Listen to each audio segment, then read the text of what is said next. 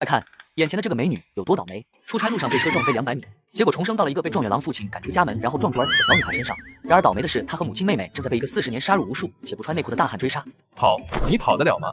老子看得上你是你的福气，你他娘的再敢跑，老子就先杀后奸，再把你身后那俩妞卖进瓦子换酒。君爷，求求你放我的2个女儿走，我跟您回去。这么大雨走什么？咱先办事儿，事儿后她们就是老子的闺女，当然得跟老子走。抬头3尺有神灵，君爷你就不怕遭报应吗？是陈祖魔派你来的吧？他想让我死，但我不信他连自己的亲生女儿都不放过。陈祖魔是哪号？老子不知道。小娘们，你说的报应，哈哈哈！老子这40年杀人无数，还不是活得好好的，有个屁的报应！快点，老子舒服够了，好送你上路。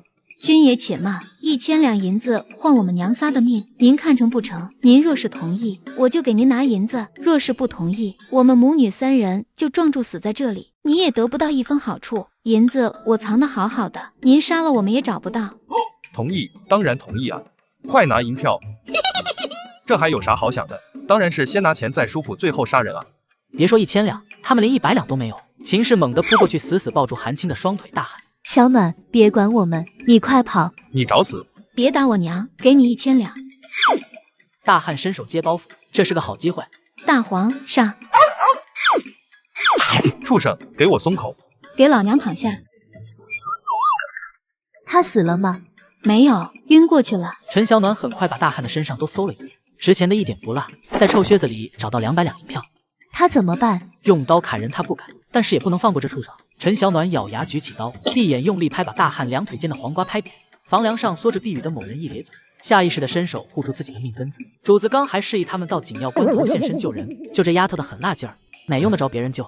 小草跟大黄在这等着，娘，咱俩把他扔到山崖去。2个人费劲的把大汉拖出去，推下山崖后，回来又草草掩盖了庙里的痕迹后，3人一狗冒雨赶路，3女一狗无路可走，只能回娘家秦家庄，再根据情况看以后的路怎么走。秦家庄不只是陈祖魔的祖籍，也是秦氏的娘家所在。陈祖魔和秦氏乃同村长大的青梅竹马。几天后，陈小暖3人成功回到了外婆家。几人以为娘家至少会可怜他们，然而等待他们的是冷眼与嫌弃。外婆白氏呆呆盯着跪在地上哭哭啼啼的被自己宠了20多年的大女儿和可爱的2个外孙女，脑袋里像被灌了浆糊。大舅母张氏先反应过来，怒火无处发泄，抬脚狠地踢甜水解渴的大黄狗。这盆是你个黄毛畜生能碰的吗？给我滚开！大黄被骂，龇牙就要扑上去。大黄回来！听到主人的命令，大黄收牙闭嘴，委屈地回到陈小暖身边呜呜着。大舅母张氏见大黄被陈小暖制住，更嚣张了，指桑骂槐道：叫什么叫？出了状元的大门，你就是条丧家狗，敢冲老娘龇牙！看老娘不剁了你个杂种吃肉！外婆，您看大舅母。还没想明白的白氏皱着眉头不吭声。陈小草见一直把她当心肝的外婆也跟爹爹一样不护着她了，委屈的抽泣：娘，女儿给您丢人了。女儿被休回来，也没脸再住在家里惹父母烦心，兄嫂厌弃。我想带2个孩子在村内另屋独居，以织布种菜为生，望父母恩准。我的脑子乱成粥了，先进屋，等你爹回来再说。陈小暖跟着外婆带着小草往屋里走，大黄自然而然地跟着。你这个吃屎的畜生，不许进屋！大黄不吃屎，你家的猪才吃。以前跟着陈家吃肉骨头，现在被赶出来就是个吃屎的货。不行啊，大黄除了肉骨头还爱吃鸡，在院子里待着更好。大黄一听立刻甩尾巴去丢院子里撞娘子。张氏吓坏了，白氏吼道：够了！小暖在门口守着大黄。过了不过1盏茶的功夫，陈小草也受不了屋里的压抑，出来挨着姐姐坐在墙边。外公还没赶回来，屋门口已引来不少村民的围观。小暖，你们怎么回来了呢？陈家把我娘休了，连我和妹妹一起赶回来了。为啥啊？他们说我娘不同意我爹那妾，不顺公婆，犯了7出之条，说我和小草出言顶撞父亲不孝，也不要了。村民闹哄哄的议论开了。秦氏不许陈状元纳妾的确不该，但谁家会因为小孩子顶几句嘴就赶出家门呢？没想到一向斯文有礼的陈祖魔当上状元就变性了，还盼望着陈祖魔发达后上门投靠的村民心也跟着凉了。我要的就是这个效果，与其等村里人传出难以入耳的闲话，还不如我把缘由亮出来。小暖，那你们以后怎么办啊？小暖茫然摇头，先找个地方住下来再说。村里人又唏嘘半晌，才慢慢散去。过了段时间，陈小暖外公出门回来，眼前的3个男人分别是陈小暖的外公、大舅和二舅。你嫁过去10几年没生出儿子，祖魔要纳妾，你就让他纳就好了，一个妾就值得闹成这样？秦氏咬着唇，他能说陈祖模不只是想纳妾，而是以此为由休了他另娶。就算他不同意，他们也会编排其他理由休了他。这下倒好，刚好的铺子黄了，状元妹夫没了，谁还会买咱们的账？哪凉快哪待着去吧。二弟秦正田更担心大姐接下来的路。我把外间收拾出来给大姐和2个孩子住吧。张氏一听就瞪了眼，秦正田的媳妇李氏也皱起眉。你姐带着孩子出去另屋住，这样他们自在些。大郎马上要议亲了，让他们在家里住着也不像回事。外婆白氏看着大女儿憔悴的模样，叹口气道：兰儿，不是娘心狠，手心手背都是肉，娘不能为了你就不管大郎二郎他们。快看眼前的3个母女有多倒霉，好不容易4年穿越过大海的追杀，步行800里，终于回到了娘家。然而等待他们的不是温暖与安慰，而是冷漠与嫌弃。兰儿，你带着孩子出去另屋住，不是娘心狠，手心手背都是肉，娘不能为了你就不管大郎二郎他们。女儿明白，爹娘还肯让女儿进门，女儿已是知足了。陈小暖外公秦三好立刻出去询问一下哪里有房子，过了一会就回来了。村里有2处院落还成，一处再是咱们东边3生家的老院子，院子虽然破了些，但有水井，使水方便。再有一处是村北你老常叔家带梧桐树的那个院子，正房盖了还没几年，不过你长叔急着用银子，只卖不租。我看3生家的老院子就挺好，离着近，方便。老长爷爷家的院子不错，娘，我们买下那里吧。秦氏也不想离父母近，给他们添麻烦。爹，老长叔的院子能便宜些不？秦三好摇摇头，他家急着用钱，你们从陈家出来时一点银子也没拿吗？秦氏低头不好意思地说，陈祖模给了女儿30两银子，回来的路上花了些，还有不到20两。什么？从京城回来才3天脚程，你们竟然花了10几两？那老些银子足够一家子吃用1年了，你们还当自己是？闭嘴，规矩呢？这话轮得着你说？秦氏把10两碎银子递给父亲，让他买下老长家院子。秦正普和张氏夫妻俩望着包袱那贪婪的目光，陈小暖看得清清楚楚。这2个人也被他正式划入不能合作的名单中。天晚了，今儿先住家里，明天再说。白氏让2个儿媳妇去做饭。陈小暖问身旁看着秦氏发呆的二舅秦正田：二舅，你有事儿不？秦正田回过神儿：我去老长书院里收拾收拾，点缺啥东西。小暖找他就是为了这件事，现在家里也只有老实的二舅舅，还会关心他们母子。我跟二舅一起。那院里上月还住着人，好收拾，你在家歇着，我一个人就可以了。时间来到晚上，兰儿啊，娘琢磨着，你们娘仨还得回陈家去才是正经。陈小暖抽抽嘴角，他就觉得外婆从他们回来一直安生着就不对劲儿，原来在这儿等着呢。秦氏没有吭声。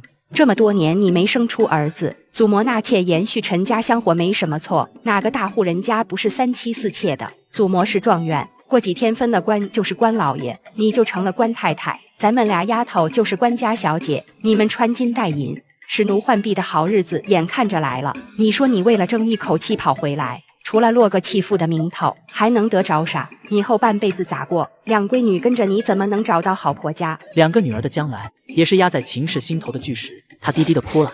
明天让你哥去趟京城，问明白陈家怎么想的，再找个台阶让他们回来，把你们娘仨接回去。你多跟祖模说几句软话，再给他生个儿子，就啥都有了。兰儿，你可不能在这时候犯糊涂啊！他不是想纳妾，是京城王爷家的闺女要嫁他。陈祖模怕我们娘仨碍事，才找由头把我们赶出来的。如果不是我们跑得快，没准儿就死在京城回不来了。这不可能！你爹说的对，祖模有家有口的，王爷是金贵人，怎么可能相中他？人家派人上门提亲了吗？秦氏没吭声，乃用人家上门提亲。陈祖模的爹娘听说这件事儿后，就立刻把他撵出门，想爬到王爷家门口舔石狮子去。见女儿不说话，秦三好松了一口气。我就说不能，状元游街，祖模模样好，大闺女小媳妇的中意他是正常，扔个花果不算啥。你别瞎想，等你大哥去过之后再做打算，早点睡吧。时间很快到了早上，陈小暖二舅家4岁的秦二妮跟自己5岁的妹妹陈小草蹲在大黄身边给她顺毛说悄悄话。大黄见到陈小暖，立刻摇着尾巴冲上来求抚摸。陈小暖摸摸她的大脑袋，今天没饭，自己去山里找吃的，快去快回。一点事儿也不懂，大黄能抓到活物，干嘛不让他的多抓几只带回来？家里好几天不见荤腥了。大黄，多捉几只耗子叼回来，带舅母想要吃。大黄斜了抢食的张氏一眼，狗眼里带着不屑走了。谁吃耗子？我说的是鸡。那真是可惜了，大黄只会捉老鼠。张氏气得发火，突然院墙外的大黄汪汪大叫，然后传进一声低沉的训斥：“畜生，才几天就不认主了！”张氏、秦氏和陈小暖见到大步走进来的男人，眼睛同时瞪大。看大黄见着妹夫高兴的，都不知道咋着好了。大黄才1岁，他妹还没影呢，哪来的妹夫？胡说什么？他是你爹！快看眼前这个状元有多狠毒，只因程平王女儿相中他竟把妻子赶出家门，并且派杀手去杀母女3人。然而令他没想到的是，母女3人成功逃到了娘家。为了保住自己的名声，他不支持回到岳母家去把妻子和女儿骗回家。胡说什么？他是你爹！我娘被休了没丈夫，我被赶出家没爹。张氏偷眼见着陈祖模的脸色，吓得不敢说话。还愣着干什么？赶紧去叫爹娘！娘，小草，我们进房间，不要理这个人模狗样的东西，见得心烦。大黄在门口一蹲，气势汹汹地盯着院里这个不给他肉骨头，还揍了他主人的混蛋。娘，不管他待会儿说什么，你都不要同意再回陈家去，也不能让他把我和小草带回去。他们已把咱们赶出来了，怎么可能还让咱们回去？估计是没想到咱们能活着回来，败坏他的名声，急着回来收拾烂摊子了。待会儿他一定会假惺惺的让咱们回去，无论他许诺什么，娘你一定要撑住。我听你的。小草，霍庙里发生的事情不能跟任何人讲，让人知道了姐姐会被砍头的，明白吗？明白。要是爹爹用给你买好吃的哄你回去跟爷爷奶奶住怎么办？就说姐姐会给小草买更好吃的。对，姐给你买更多好吃的，你记住，跟他回去了，以后就见不到娘和姐姐，也见不到大黄了。一个5岁的孩子，大道理还听不明白，小暖也没打算跟他深讲。祖模来了。小婿见过岳母。秦氏差点把唇咬破，这个臭不要脸的，都把他休了，还给他娘叫岳母干什么？娘，冷静，他是外人，不要为了他断送了咱们大好的日子。咱们手里有200两的银票，买5亩良田租出去，收回的租子够吃饭，咱俩再随便做点秀活，足够穿衣，再也不用看公婆丈夫的脸色，不用被骂，这样的日子难道不够好吗？绝对够好。这到底是咋回事？为啥兰儿说你把他休了，孩子也不要了？此乃小婿之过。琼林宴上礼部尚书赵大人得知小婿孤身在京，宴后赠小婿一名小妾和一个书童伺候，有道是长者赐不可辞，小婿便留2人在身边伺候。不想兰娘进京因此恼了小婿，口角几句便带着孩子搬出驿馆。小婿忙完公务再去寻他们母子，却听店家说他们已返乡，故抛开公务匆匆赶来接他们母子回去。没读过书的秦家人听懂了陈祖模是来接人的，都高兴坏了。娘子过气了，带着孩子归家吧，在岳父这里叨扰多有不便。秦氏气得走出门。你说的倒好听，鸡写了休书，我就不再是你陈家妇，陈家也不是我们娘仨的家了。娘子，那休书是为夫一时气急胡乱写的，未曾画押，娘子怎当真了？屋内的陈小暖也气得够呛，他从包里翻出那封他一直没看过的休书，果然没有按手印。陈小暖压住火气，叫过妹妹小声嘱咐几句，然后带着妹妹出东屋，一左一右站在母亲身后。大黄也往秦氏面前一蹲，颇有几分一狗当官万夫莫开的气势。陈祖模见他们仨铁了心的跟自己过不去，干脆落下重锤，笑着对秦三好道：途径县城时，祖模偶遇现学的陈夫子，得知大郎和二郎读书甚用心，不过此时秦家人的心都提了起来。下月新一批生源要入县学，陈夫子道校舍不够用，将清一部分学生出县学。陈小暖冷笑，陈祖模真精明，以大郎的前途来威胁秦家，的确是抓住了命脉。如果秦氏不跟着陈祖模回家，大郎和二郎自然也就没办法在县学待下去了。资质中等的大郎和二郎能挤进去，完全是因为有陈祖模这么个神童姑父的缘故。想明白了这点的秦正普和张氏立刻急了，大郎是他俩将来穿金戴银的保障，谁敢毁了大郎的前途，他们就跟谁拼命。娘啊！比起嫁出去的女儿，白氏自然更心疼2个孙子，瞬间坚定了让女儿回去的心。行了，夫妻俩床头打架床尾和，你们回去自己商量着来，好好过日子。地里还忙着，就不留你们用饭了。不多叨扰，娘子带上孩子们跟魏夫走吧。爹娘，你们真让女儿跟这个负心人回去？您不怕女儿回陈家连命都丢了吗？见陈祖模的手不由自主的一抖，陈小暖就知道去破庙灭口大汉，就算不是陈祖模派去的，他也是知情的。虎毒尚不食子，这家伙连畜生都不如。如果让我跟他回去，女儿我宁愿死。你就算死了，也是陈家妇，要埋进陈家的祖坟里。白氏也发了狠，这个状元女婿绝对不能没了。就是带妹呀！俗话说，嫁出去的女儿泼出去的水。你是陈家人，就得听陈家的话。要我说这件事也不怪妹夫，谁让你进陈家门13年也不给人生个儿子？内父不内妾，咋延续香火呀？子嗣之事自有天命，不怪我娘子。小草立刻歪着小脑袋张嘴。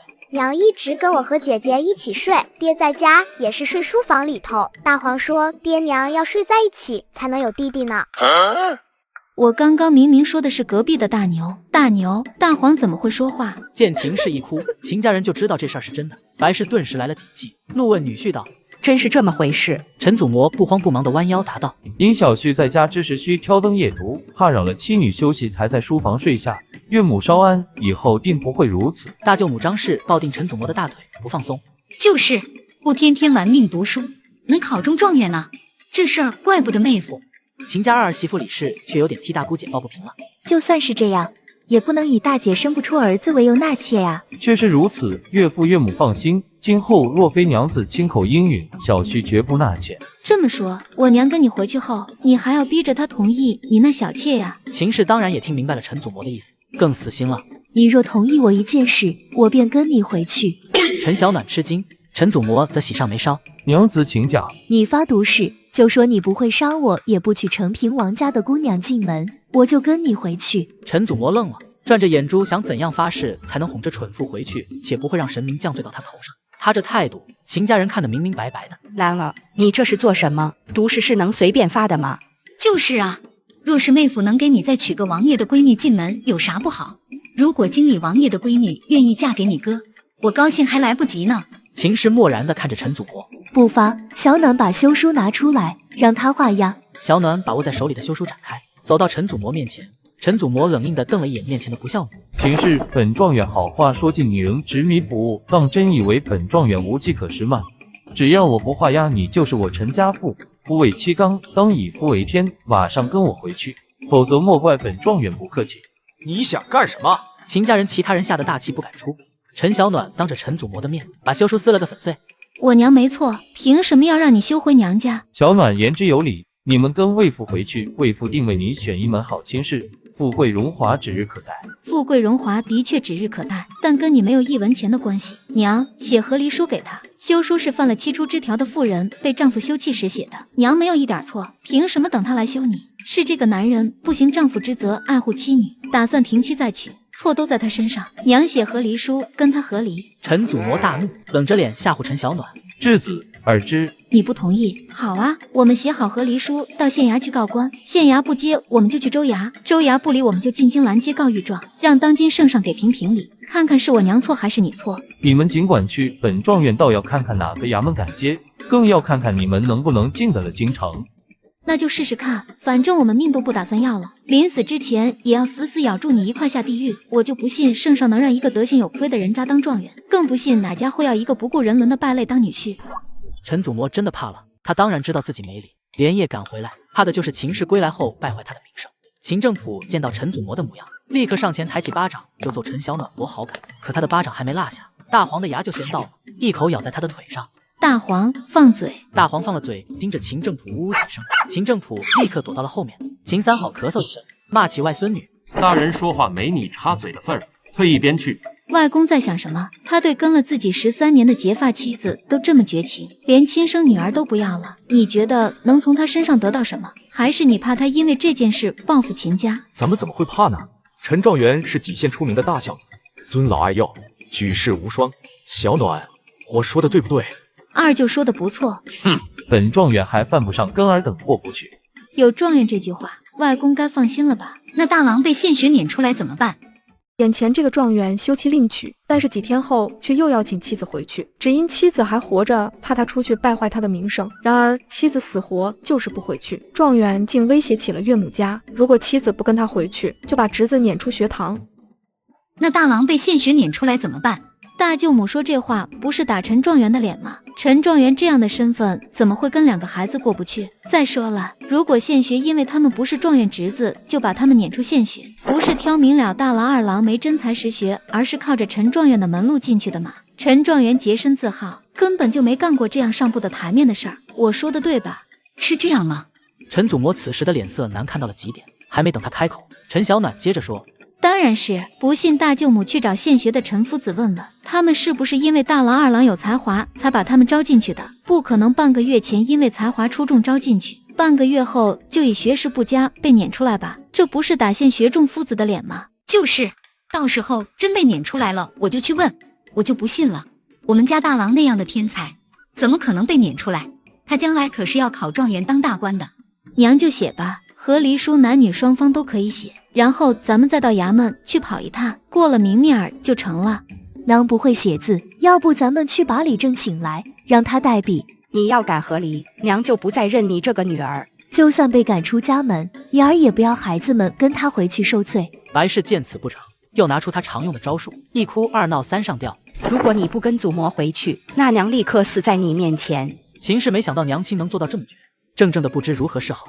回去让我娘以泪洗面，被打掉了牙往肚子里咽吗？就她那样的，为了自己的前途，说不定把我嫁给什么人呢？然后我也在婆家过着跟我娘一样的日子，这就是好了。我宁愿坐在农家院里笑，也绝不被关在金丝笼里哭。陈小草眼睛大亮，金丝笼是姐姐命令她第二次说话的时候，她等好久了。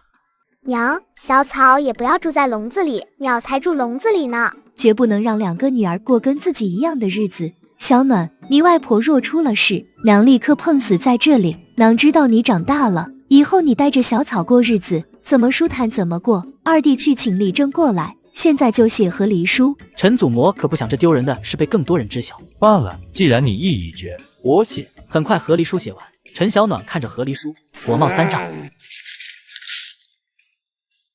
小暖，把和离书撕了干什么？欺负我们不识字呢，这跟休书一模一样，记得写明白。以后我与小草归母亲抚养，以后我们母女婚丧嫁娶，与你陈家无关。陈祖嬷气得发抖，不孝女也要气死我！从我在驿站撞得头破血流，求你不要赶走我们母女，却被你们扔出来那一刻起，我与你陈家再没有半分血缘亲情，只有恨。你写不写？从你打掉小草2颗牙，小草也不是你的闺女了，你写不写？大黄龇牙瞪着替不太计较的陈祖嬷，只要他敢说不写，就立刻上去把他撕巴了。好，我写。很快新的和离书就写完了，假装不识字的陈小暖看了一眼，转身递给身边的二舅秦正田。看着是跟休书不一样了，二舅帮我念念上面写了啥。秦正田读过2年书，字还是认得的，不一会就读完了。我说的以后我与小草婚丧嫁娶与你无关呢，和离书上怎么没有？就算尔等告到御前，你们也是我陈祖嬷之女，以后你们的婚事当然由本状元做主。你个畜生！若是本状元名声败了，看谁会娶这个不孝女。你做主也好，你去做个主试试，看我嫁不嫁。为女子与小人难养也，本状元不与你做口舌之争，请家伯父伯母小声告退。你个不孝女啊，你这是要活活气死你娘啊！秦家家门不幸才养出你这等不孝不知羞耻的女儿，以后你们仨少等我秦家的大门，省得带坏了家里的孩子们。就是，赶紧走！你们与陈状元的恩怨与我秦家没有一点关系。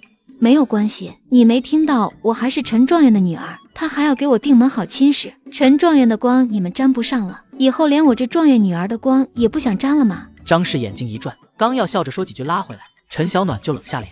想沾我的光没门！娘，小草，大黄，咱们走。外公既然放话了，咱们还在这站着，不是给人添堵吗？秦氏母女3人走出秦家大门后，就被秦家村老少密密麻麻的目光包围了。村民眼里八卦之火熊熊燃烧，暗暗憋劲儿，不问出点什么，绝不放他们过去。大家不要急，听我说，我爹陈祖嬷这次回村是追着我娘来和离的，原因是他和我娘感情不和，以后各过各的，两不相干。至于他怎么想的，又发生了什么事儿，我们一概不知道。我们娘仨买了村北老长爷爷家的旧院子，以后还在村里住。各位奶奶、外婆、伯娘、婶子、舅母、姐姐、妹妹和侄女们，但凡还拿我们当亲戚朋友走动的，以后得闲了过来坐坐，喝口水，吃个瓜。今天发生了这么多事儿，我们心里也乱着，就先不跟大伙多聊了。说完，大黄立刻上前开道，3人一狗抬头挺胸的走了。母女3人来到买下的院子。这么大院子空着怪可惜的，可以买几只鸡养着吃鸡蛋，这边可以开个菜园子种点菜。这个月份种丝瓜是晚了，不过可以种点青菜、芹菜、大葱，再种一架黄瓜。猪圈里养头小猪，过年也能长半大崽了吃肉。姐，我要吃肉包子。忙了一早上，还真饿了，我去买肉包子。别出去了，外边那么多人围着呢。咱没偷没抢，没做亏心事，怕见什么人？娘和小草在家收拾，除了二舅，谁来了你也别开门。说完，陈小暖带着大黄离开院子，见着小暖出来，立刻有人凑上来问：小暖干嘛去？眼前这个聪明的小女孩，仅用一个肉包就换到一堆有价值的消息。回到院中，把剩下的包子分给了娘、妹妹和大黄，打算下午叫上二舅和李正去衙门把和离书盖官印，顺便把户籍弄到院里来。秦氏，你乃和离别居的妇人，更要谨言慎行，以身作则。你要是敢破罐子破摔，干些不守妇道的事儿，让我知道，我一定告官的。德叔放心，侄女记下了。李正爷爷，您刚才前边2句绕口的话，是别人教你说的吧？陈小暖口中的别人，正是恶毒状元陈祖模。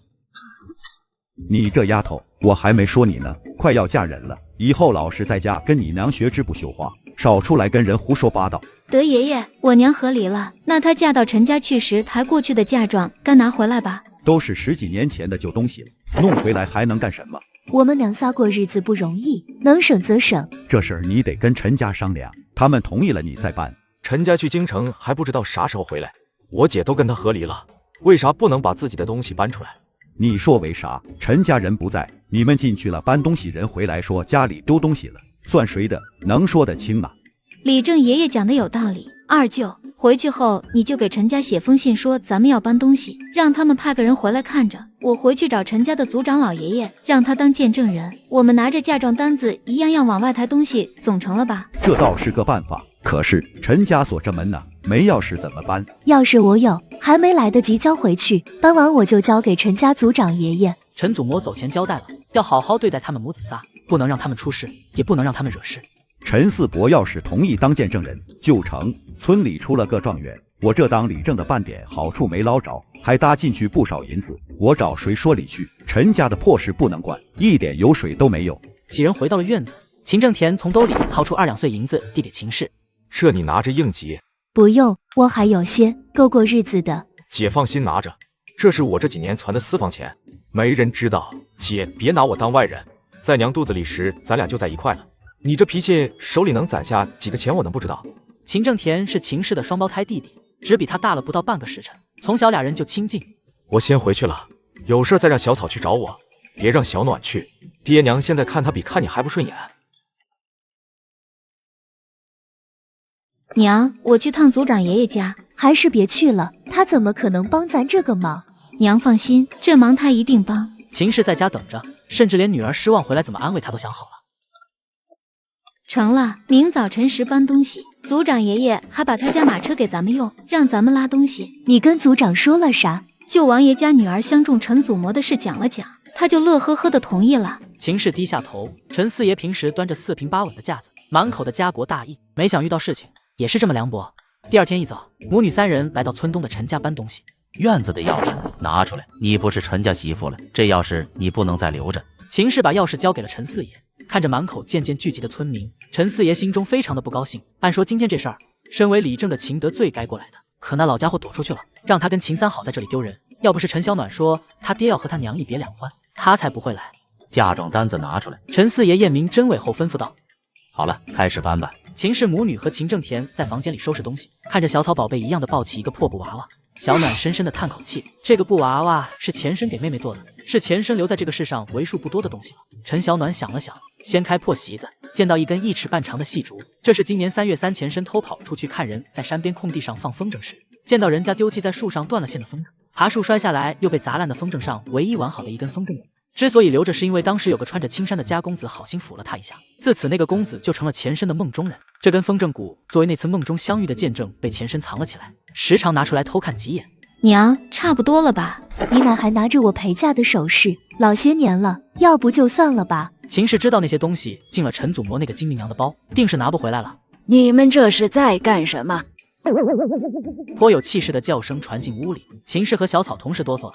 在陈家，婆婆皮氏是最让秦氏母女惧怕的存在。皮氏收拾秦氏都是关起门不当着外人的面，偏秦氏被陈家灌输了一脑袋家事不可外传的思想，甚至连回娘家都报喜不报忧，导致村里连秦家人都不晓得皮氏面热心狠的真面目，只会说秦氏有福气，有个难得和善的好婆婆。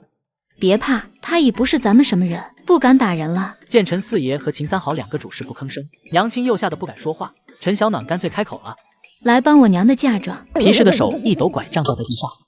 兰娘，祖嬷上官送过来的小妾我已经收拾了，咱不闹气了好不？娘不让你走啊，你走了娘怎么活？秦氏低头不敢说话，秦三好站在人群中，羞愧得无地自容。我娘也想回来呀，可我爹不同意。我爹5年不跟我娘同房，还嫌她生不出儿子，纳妾另娶。我娘能不委屈难受吗？一句话，吃瓜群众眼神一变，开始向秦氏那边倒。不可能，祖嬷与兰娘两情相悦，绝不可能另娶。吃瓜群众开始嘀咕了，两情相悦咋5年不同房？是因为老身望子成龙心切，日日督促他苦读不可荒废。大伙也知道，祖嬷1年中有10月在书院，在家又被我催着读书。兰娘要怪就怪娘，莫怪祖嬷。你不能走啊！就算你不可怜老身，为了孩子们也留下吧。皮氏对比陈祖嬷的脸皮厚度，堪称2皮脸了。怎么不可能？我娘同意跟他回来了，只是让他发誓不要杀我娘，也不要另娶承平王家的3姑娘。我爹就立刻写了封和离书，跟我娘和离了。您不信问我外公，当时外公全家都听着呢。在京城时，我撞柱子求您不要休了我娘，不要把我们娘仨赶出驿站。您眉头都没皱一下，就让人把我们轰走了。我带着一脑袋血，差点死在路上。我娘哪敢带着我们回来？我们出陈家门，只想活下去。皮氏吃惊地瞪着陈小暖，想不明白以前3棍子打不出一个响屁的孙女，怎么张嘴就这么要人命。不过皮氏这么多年可不是白混的。怪老身啊，都怪老身！当日是老身气不过，才压着祖嬷把你们赶出去，只是想吓唬你们啊！哪知道兰娘这么大气性，不等老身消火，就带着你们回来了。老身后脚就追回来，就是怕弄成这样啊！不是祖嬷不敢发誓，是不能啊！祖嬷她爷爷去世前叮嘱过陈家子孙不与怪力乱神，不可发誓诅咒。祖嬷她是遵祖训啊！真是够狠，一竿子打到祖先身上去。陈小暖再次坚信陈祖嬷的招数是跟他老娘学的。2个孩子有缘成亲，无缘白头，谁也没办法。不过事已至此，咱还是先把眼前的事解决吧。三好，你看嫁妆单上的东西拿起了没？怕是嫌丢人的秦三好恨不得立刻躲出去。齐了，齐了。兰娘啊，你要走就走吧，是祖嬷没福气留不住你，以后咱们还在一个村里住，你可不要因此记恨祖嬷和娘，不是婶子，跟婶子生分了才是。你看嫁妆还拉下什么东西没？这老些年了，破了损的婶子砸锅卖铁也给你补上。奶，砸锅卖铁就算了，您把帮我娘收了10几年的嫁妆首饰还给我娘吧，以后不劳您费心拿着了。理应如此，不过那些东西贵重，老身放在京城驿馆没带回来，派人取回来后立刻给你们送到门上去。陈小暖拿过外公手里的嫁妆单子，递给吃瓜群众们。事儿当面锣对面鼓的说清楚，也省得以后再为这个伤情分。哪位帮我念念上边的首饰都有啥？吃瓜群众们畏惧陈家的身份地位跳开了，只孤零零剩下个俊秀的年轻人。陈小暖见了，眼皮忍不住跳了跳。这不是前身不知名的梦中情人吗？他怎么在这里？在下来吧。年轻人微笑着接过陈小暖的单子。6两重蚕丝花银镯子1对，半月形卷草兰花纹银梳1对，葫芦形银耳环1对，双玉鱼挂坠1对，玉雀铜簪1只，贴花铜簪2对。族长爷爷，这位公子可有念错的地方？陈四爷看了一眼，用眼神警告秦三好。这些都是让祖嬷的娘帮你收着的吗？秦三好再胆怯也不会拆女儿的台，点点头。是我嫁到陈家不足月，婶子就说我年纪小，帮我收了起来。这些年都未见过。是呢，你这些年也长大了，婶子回头就给你送回去。回头是哪天？6月20还是6月30？皮氏咬牙，6月30日。得嘞，那我们娘仨再忍几日，手里剩下的钱还够吃几天稀粥的。陈小暖说完，转身拉着陈四爷家的马车就要走。陈家的马根本不给他面子，一动不动地站着，亏得刚才念单子的梦中情人扶了一把，否则小暖就得趴在地上。多谢公子。小生赵书燕。多谢赵公子。二舅帮我拉马车，10日不早了，别耽误陈家收拾东西。各位乡亲，麻烦让一让。小暖、小草，虽你父母和离了，但你俩还是我陈家的女儿，记得时常回来。你爹反复叮嘱奶奶要教导你俩为父之道呢。我不要回来。奶奶放心，我们一定会回来跟您学的。看来以后做事出了什么问题，能赖上是陈家没教育好了，跟我娘可没关系。把东西拿进来。这也太漂亮了，世上怎么会有如此绝色的美女？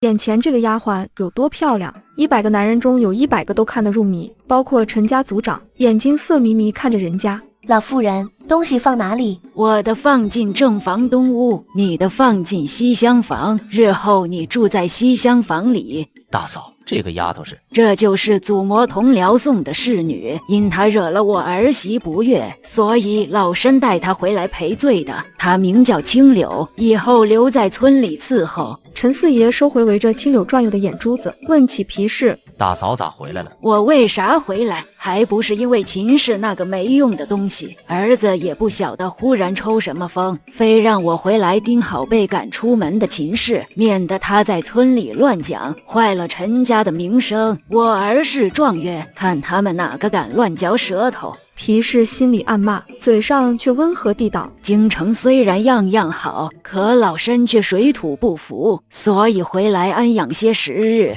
千好万好都没有家好，大嫂在家好好养着，有事儿就让青柳来跟我说一声。妾为啥让青柳去，不让赶车的马夫去？陈家众人暗中吐槽，看着院里的男人们都不住地拿眼睛盯着青柳。本就看着青柳这小蹄子不顺眼的皮氏更不高兴了，眼皮往下一耷拉，咳嗽一声，开始赶人。老身累了，大伙慢走不送。等所有人退出陈家，皮氏抬起脚就踹在青柳的腿上。我陈家家风清正，你把你那一套收起来，若是你不规矩，坏了陈家的名声，老娘打断你的腿。青柳委屈极了，他下车明明什么都没做，是村里这些男人没见过世面罢了。你的卖身契在我手上，再惹是老娘把你卖到窑子去，还不起来收拾屋子去？没有什么事的话，我就先走了。留下了吃饭吧。不用，我还要归还马车。我走了。你二舅是想给咱们省点粮食，等明天吧，咱们请二舅吃顿好吃的。不用，又不是外人，咱们做了，你二舅也舍不得吃。除了二舅，连外公和李正也一块请过来，算是给咱们暖灶。就算不吃饭，请他们过来坐会儿也好。秦氏低下头，他俩不会来的，有陈祖模的娘回来在村里镇着，没人敢跟咱们走近了。不请是咱们失礼，请了不来是他们失礼，咱们只管准备好赖弄出4冷4热8个菜，他们不来让二舅吃，二舅吃不完咱们仨吃，咱们仨吃不完大黄吃。大黄立刻跑过来，表示这活他完全能胜任。小满，娘真没用，刚才你奶奶一句句的砸过来，娘一句话也说不出来，要不是你顶着，咱们仨以后就更难了。没事啊，娘做不到的我做，我做不到的娘做，一家人不就该这样吗？再说我现在除了会耍嘴皮子，其他的也干不来啊。会说比啥都有用，娘就是吃了嘴笨的亏，特别是在你奶奶眼睛一瞪，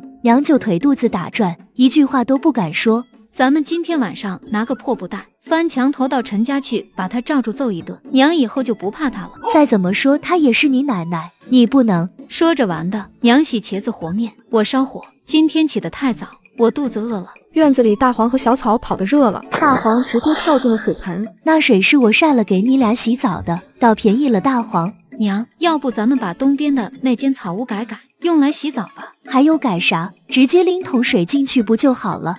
找木匠打个大浴桶放进去，您说咋样？像一管那种吗？那得不少钱吧？银子不是问题，怎么舒服怎么来。吃饭睡醒了，我就去找村南的木匠打一个，咱们顺便去树林里转悠一圈，捡点柴回来烧火。弄个浴桶成，但木柴咱还是花点钱买吧，总也没几文钱。以后咱们孤儿寡母还是少出门为好，省得落人闲话。囊是没什么，你和小草以后还要嫁人的。对于这个认识问题，小暖觉得有必要跟娘亲好好的谈一谈。娘说女人嫁人是为了什么？为了有个依靠，过好日子。那您依靠到了吗？您嫁过去后过一天舒心日子吗？如果我有能力养活自己，为什么要嫁人？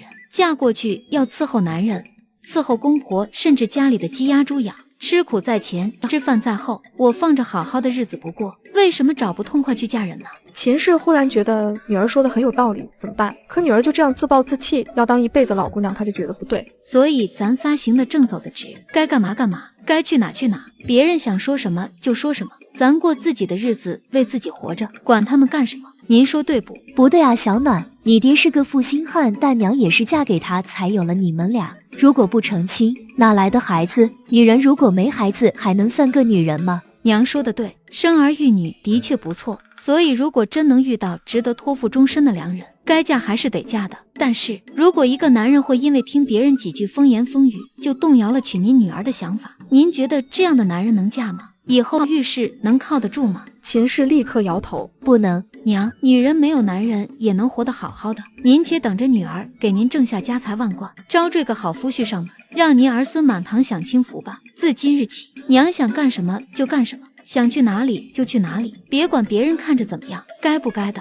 对了，娘有什么想去的地方不？秦氏彻底被陈小暖拐走了，眼睛一亮道：娘听说青鱼湖的荷花6月开得特好，在湖上找小船，能在荷叶下穿行，能随手摘莲蓬吃，还能飘飘荡荡的在小船上睡觉，也不晓得是不是真的。好，后天咱们仨就去青鱼湖玩。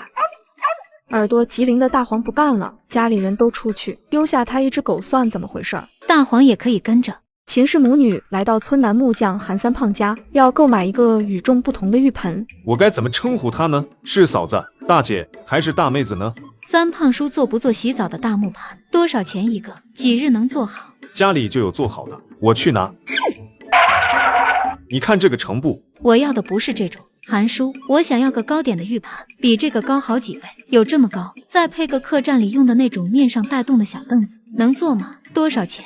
做倒是能做，不过那老高除了费水没啥用，小孩子还容易淹着。秦氏不知道女儿咋想的，但还是给女儿撑腰，就按小暖说的那样做一个。订好浴盆，秦氏又挑了几件家里必备的小物件，又给小草买个拿着玩的小木头人，然后三人一起去南边的树林捡柴。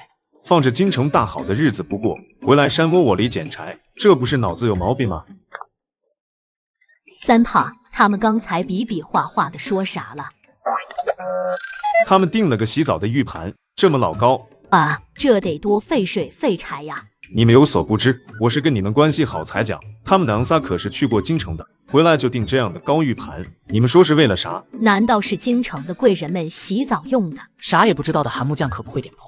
反正啊，我也要给我媳妇打一个，给我老婆子也来一个，我也享受享受。我也要，先给我做。还有我，韩三胖，我跟你说，你儿子昨天到我家田里偷拔了好几个萝卜，我都没揍他，你第一个就得给我做。成，做，都做。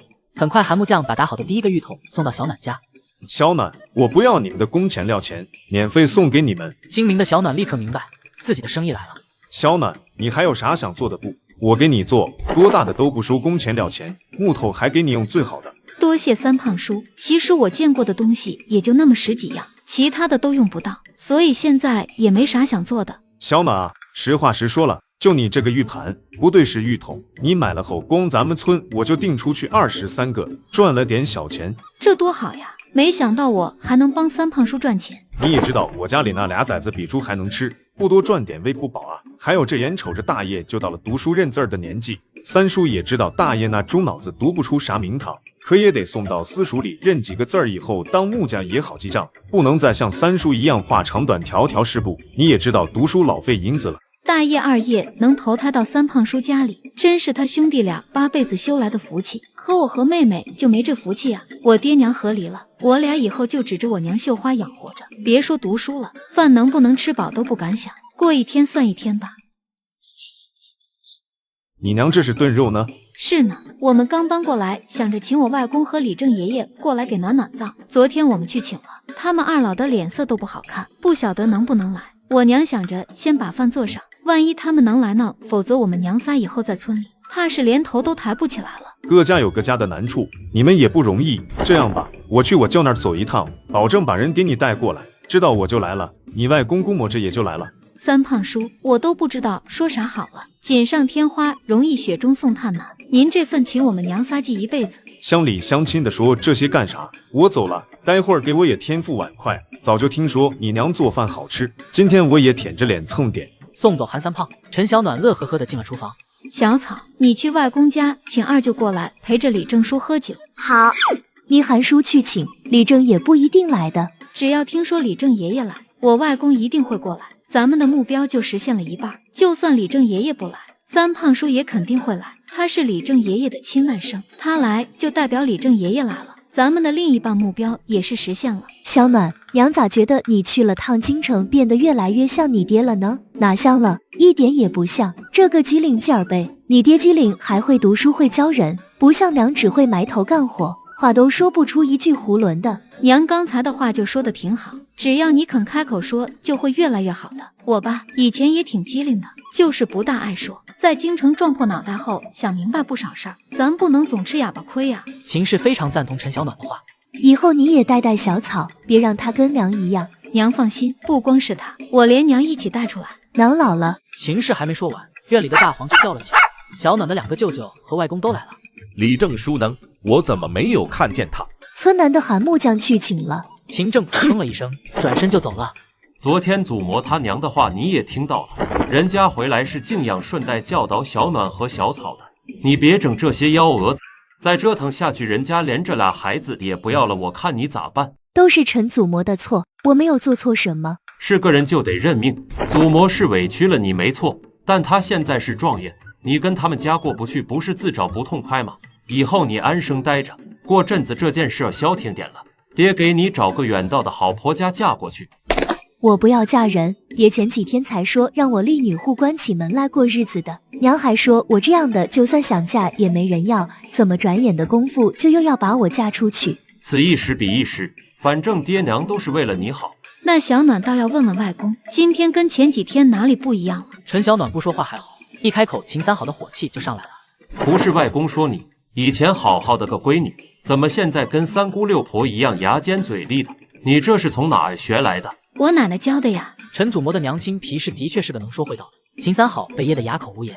外公，我劝你息了让我娘再嫁的心，如果你敢让媒婆登我家的门，我就把你受了陈家的好处，要把我娘随便嫁出去的事儿嚷嚷的全村人都知道。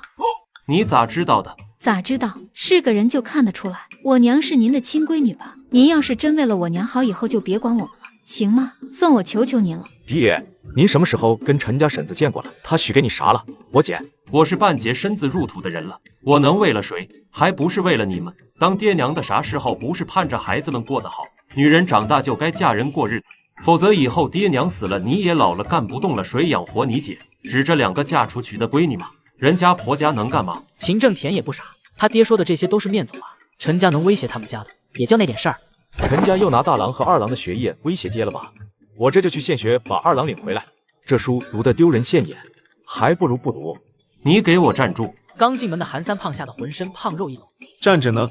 不想叫我来就明说，到门口了又不让进去，算怎么回事？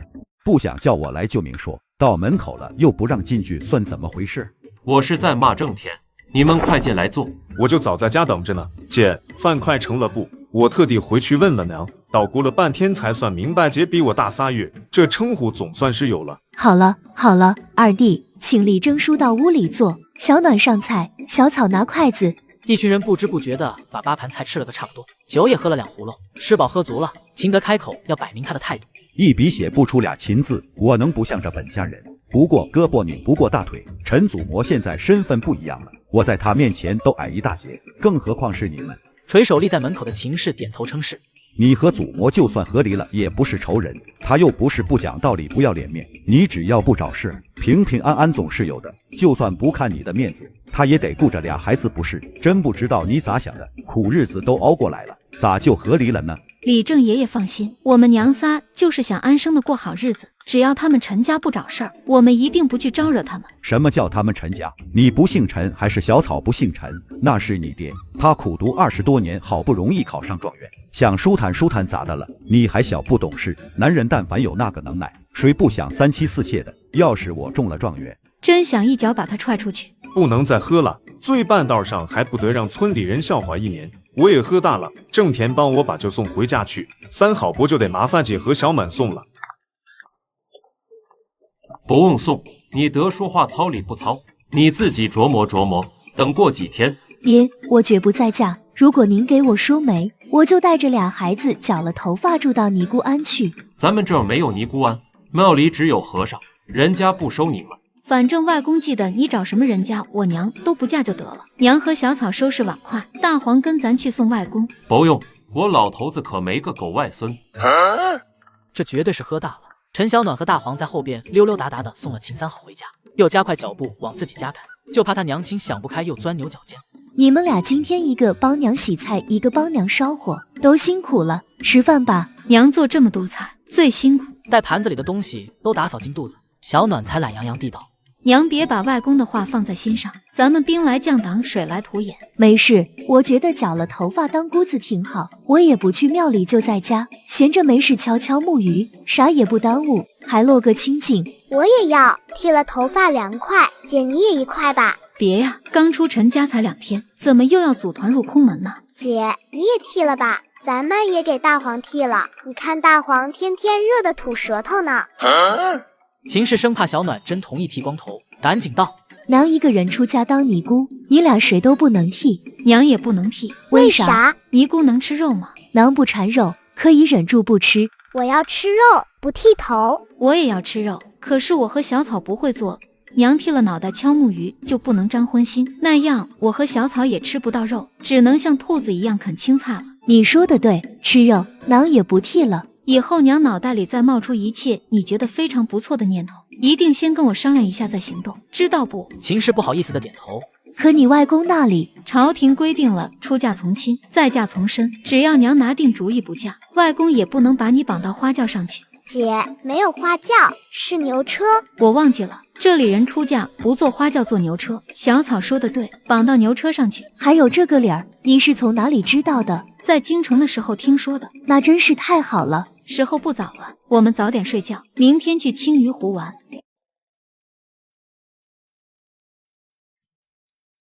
果然是真的，小船真能在荷叶下穿行，还能随手摘莲子吃。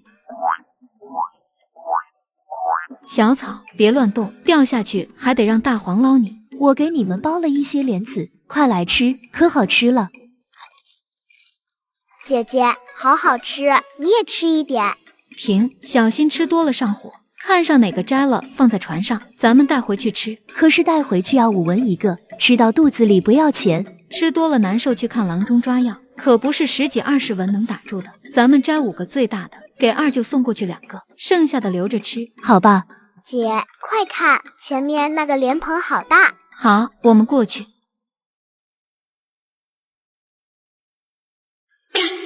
三爷，这是城边破庙里拍黄瓜的那个小姑娘。还有那条狗。什么破庙，什么黄瓜，什么狗，哪只狗？好狗啊，好狗，能出大半锅肉。你个臭小子，竟敢对本大爷有这种想法，看我撕烂你！大黄，安静点，不要吵。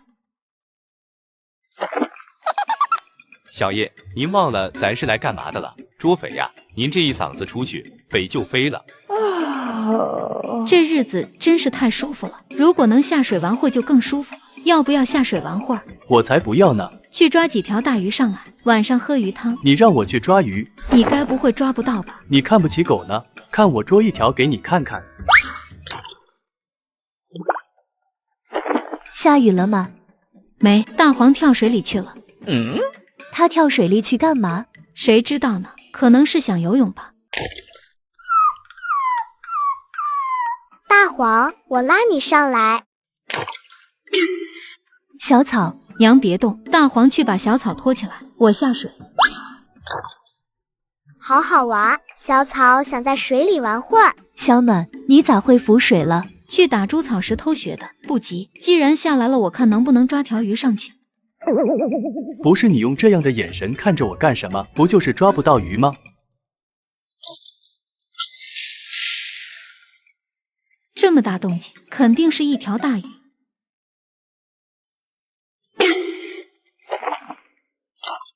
水底下怎么有人？不管是干什么的，藏在水底肯定不想让人发现。不知道发没发现我，得赶紧走。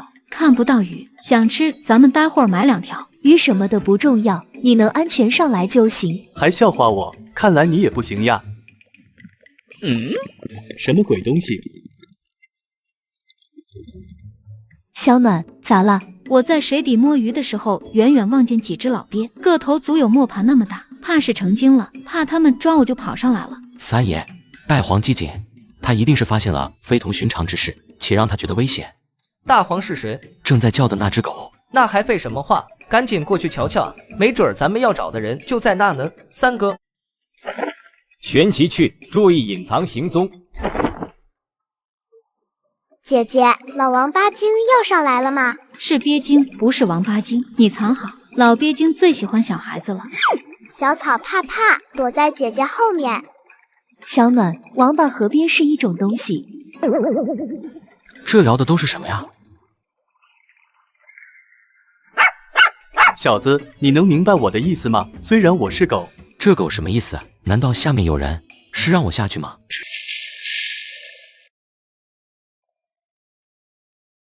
水底果然有人。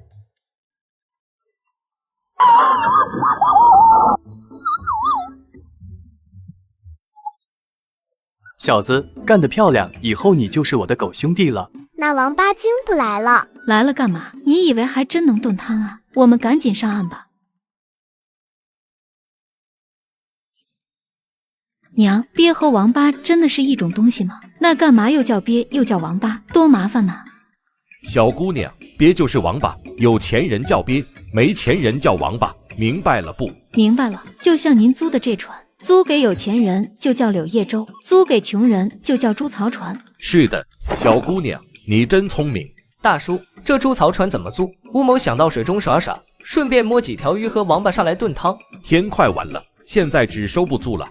无妨，某去就回，10两银子如何？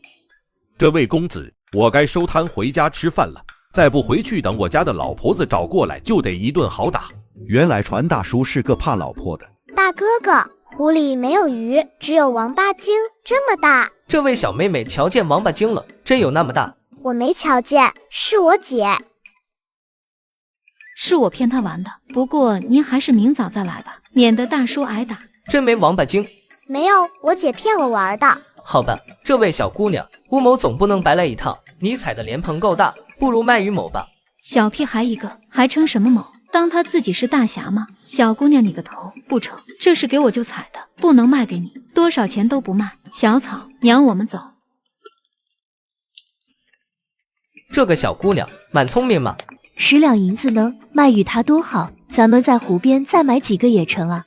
10两不是小数目，您没见周围好多人眼巴巴的瞅着呢，那不是银子是祸水。还是你想的周到，咱们快走，这一天又是王八精又是祸水的，待会儿先到庙里磕几个头，然后吃点东西回去。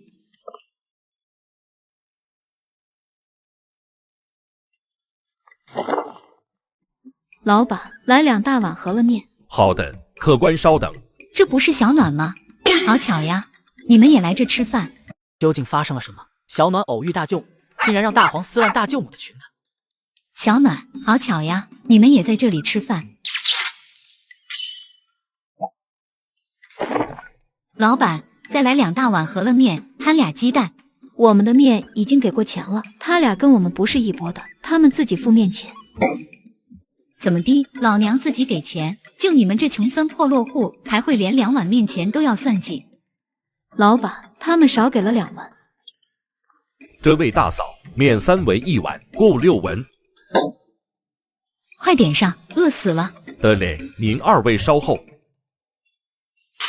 什么味儿？臭死了！你是在粪坑里游过泳吧？你们俩别跟我们一桌，在这儿你们影响我的胃口。老娘想坐哪儿就坐哪儿，你还……大黄，我数到3，他们不走，你就把他们的裙子撕了。有好戏看了。我就喜欢看戏。1、2、3，算你狠，女儿，我们换桌。白高兴一场，以为有好戏看。大黄干得不错，老爹，再来2个摊鸡蛋，不放盐的。来呢，真不咬人吗？不咬，我家狗老实。大黄接着。这目无尊长的死丫头，谁家娶回去都会倒8辈子的血霉。哭丧什么？小姑娘就得每天笑眯眯的才能看着，才喜庆顺眼，才有人给你说好婆家。我现在又不是状元的内侄女，哪有好婆家会看上我？娘，反正我不要嫁给庄稼汉子，在家为锅台，出门被锄头。你才10岁，急什么？等你哥考上状元，你就是状元的亲妹妹，还怕没人来说媒吗？就我哥那货色，等到头发白了都不一定能见他考上。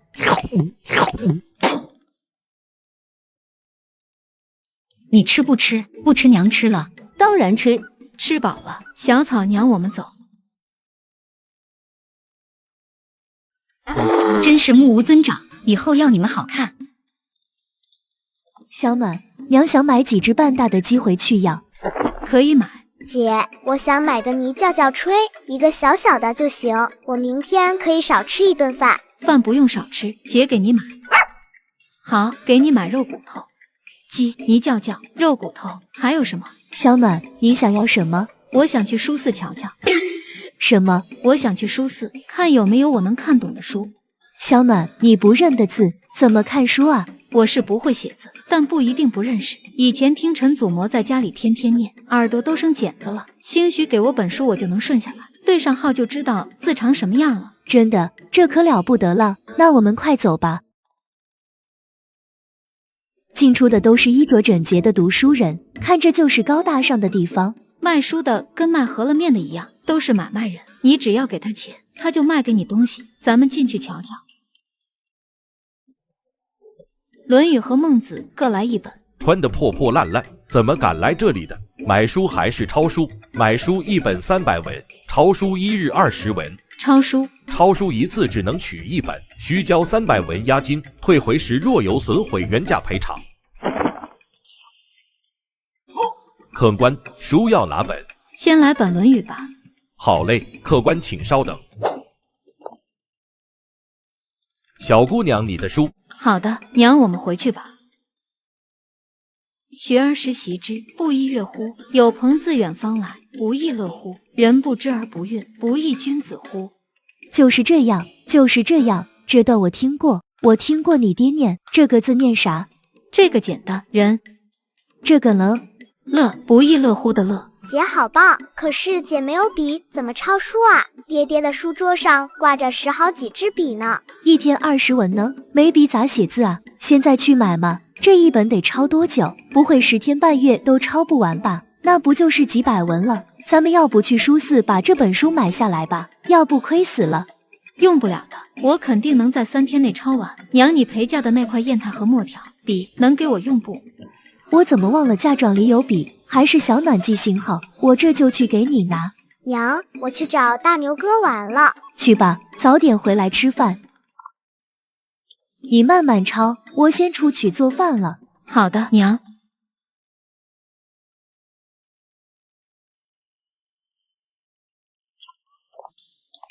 娘，小草，你们什么时候进来的？姐姐比爹写的好多了。姐姐去考状元吧，没有弯弯曲曲的，都是方方正正的，简直太棒了。可惜咱们大周朝不取女状元，否则我家小暖一定能考上。我能写字的事儿不能让别人知道。不能说呀。我会写字是不是很厉害？陈家人知道了，会不会想把我弄回去？所以呢，我会写字的事自己知道就成。你们说对不对？囊谁都不说，小草也不要说，小暖以后再学会算账，准能找个好婆家，比你二姨嫁得好。娘放心了，放心了。是招个更好的上门女婿，不是找婆家。咱们先吃饭，以后我教你们俩识字，咱们仨都要会读会写才行。娘老了脑子也笨，学不会的。娘，以后咱们家得靠咱俩撑着呢。你不会写字咋记账？咱们买田咋认田契？当着外人的面不能让我念吧，不能总靠着二舅吧，万一让陈家人知道我识字。娘学，娘一个字一个字地学，一定学会。有娘这句话我就放心了。明天我们去城里把鸡买回来，再买1只猪，顺便买点其他物品。姐还有泥叫叫。放心，姐没有忘。有大黄这个超级护卫队在，黑猪仔时刻想着逃命，被拴着前后脚的绳子绊倒无数次，怕这样到家就只能吃肉了。大黄去树林里捉兔子吃吧。我才不要呢。姐，家里还有昨天买的骨头没吃呢。大黄这个吃货有饭吃，根本不会出门。大黄先回家，在门口闻肉味儿。这个老太婆平常不屑于跟村里的人交往的，这是有什么阴谋？娘，不要怕，气势，把气势拿出来，吓死他。姐，奶奶是来抢咱们的小鸡和小猪仔的吗？放心，不是，走，我们过去。奶奶来送我娘的嫁妆首饰了，已经派人去京东取了。你们买的猪仔不便宜吧？他们不是连吃饭的钱都没了，怎么会有钱买猪？你干嘛这么看着老身？这秦岚今天怎么了？以前根本不敢这么看着我，还是先走吧。小暖扶娘一把，娘的腿软了。娘做得好，非常好，这就是气势，不能说咱就不说，用气势压死他。娘这心现在比卖豆腐的敲得还快。小暖，你这小猪仔多少钱买的？看着挺壮实啊。就是猪市上的价，打些猪草养着，年底也能卖点钱。篓子里装的是小鸡吧？现在半大的小鸡也得40-50文一只吧？没那么贵，养大了下鸡蛋也能卖钱。各位奶奶大婶儿，我们背着老些东西挺沉的，先回了。眼前这个小女孩竟然用随便画的2张图去换钱，木匠看了图后两眼发光，直夸她真是聪明。大爷啊，你来有事吗？韩三胖真会给儿子起名，韩大爷、韩大爷、韩二爷、韩二爷。我爹要找小暖姐，我昨天就来2回，都没找着你们。大爷哥，我们昨天去青鱼湖了，还划船了呢。真的？我说你们咋去了那老半天呢？大爷走，去你家。小暖，你来了，你那几样家具该打了不？叔这几天有空，要不给你打出来吧？三胖叔这些都是照着我家那个浴桶做的吧？做这么多是有人也想买了。三胖叔，要不咱屋里去说，这里人多。对，他娘，你看着点。好嘞，天热，小暖快进屋，让你叔给你冲糖水喝。婶儿的手脏，就不招呼你了。三胖叔的浴桶卖150文一个，对吧？抛去木材和油漆的钱，一个能赚多少？嘿，赚不了多少钱。三叔，我年纪小，话说的要不在理儿，您也别生闷气，咱有啥就说啥。您看，要不是我的点子，您也赚不到这浴桶的钱，您说是不？这话在理。现在吧，村里人都知道这个浴桶是我让您做的，如果我再让您做家具卖出去，您想其他村的木匠会不会找我呢？当然，以咱们俩家这交情，我咋地也不能让其他木匠帮我做，您说是不是这个理儿？对，你说的对。三胖叔也知道我们家现在就靠着我娘绣花卖钱养活我们姐妹俩了，以后这日子一定苦巴巴的。别的不敢说话，你们家有个力气活啥的三叔随叫随到，没米下锅了你也来跟三叔讲，只要有三叔一口吃的，就有你们的。三叔心好人善，上次您帮我们找李正爷爷的情，我娘记着呢，在家说了好几回，说这村里有您这样的好人在，我们一家子才住得踏实。三叔没别的能耐，就是热心肠，还有把傻力气。三叔的好心我们领了，可俗话说得好，救急不救穷，我们得能自己养活自己才是正理儿。前天听您说浴桶能卖钱的时候，我脑子里就忽然蹦出一个念头，您猜怎么着？怎么着？就是把我见过的好家具都画个图，拿去看能卖多少钱。爷啊，小暖。这个念头刚起来，我就想到三胖叔的好，咔吧一声就把它给掰断了。以后我画的图都给三胖叔，您看看这2张能用不？这第一个是我见到的，第二个是我想出来的，都给三胖叔了，您拿着，能用就用吧。这真是你想出来的。呐，叔别笑话我。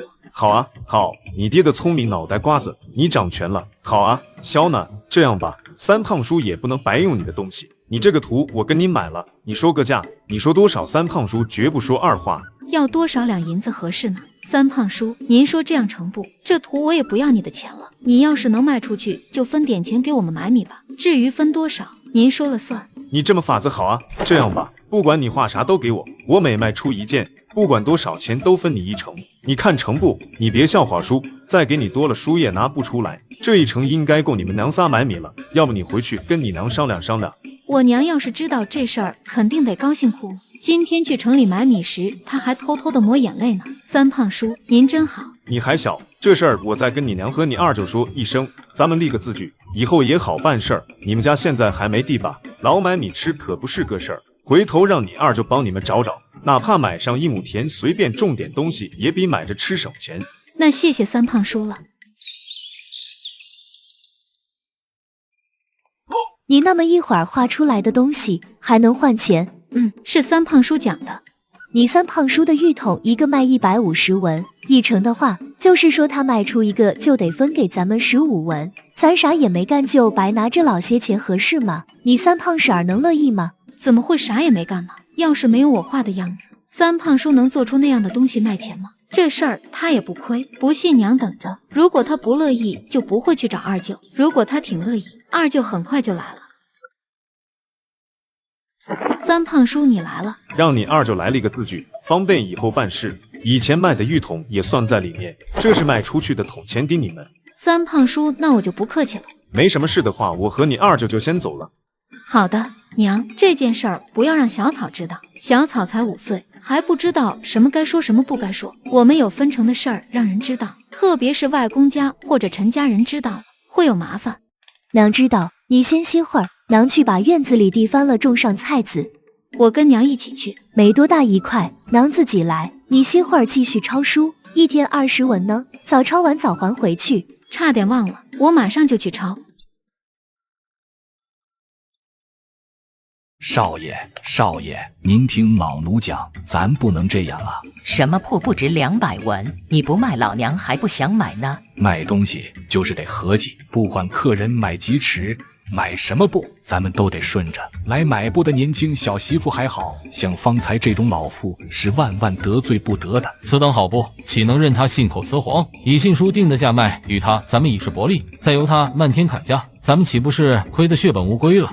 少爷，老奴算着呢，不会亏本的。不亏，此布乃产自广西的上等苎麻布，洁白细薄而长，人则其由细长者为链子属一之，清凉离汗。此等花你卖180文一尺，尚不足进价，更成论算上店内其他开销，何以不亏本？信书莫不是忘了，此批花到店价乃是8。少爷，老奴记得。只是这老太官爱赚小便宜，此布卖于他后，再搭着卖几块碎布头，也亏不了几文。若不卖，他回去后还不晓得编排出咱们什么闲话，并让他4邻8家不来咱们店里买布才肯罢手，那才是真的亏了。哼，世道如此艰难，唯小人与女子难养也。